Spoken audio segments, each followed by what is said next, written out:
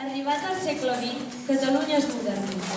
Amb la Mancomunitat de Prat de la Riba, Catalunya creix cultura i econòmica, en totes direccions.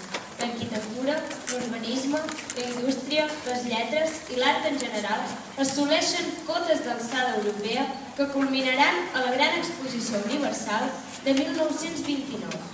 Una societat que es projecta al futur amb les arrels ben profundes del seu passat.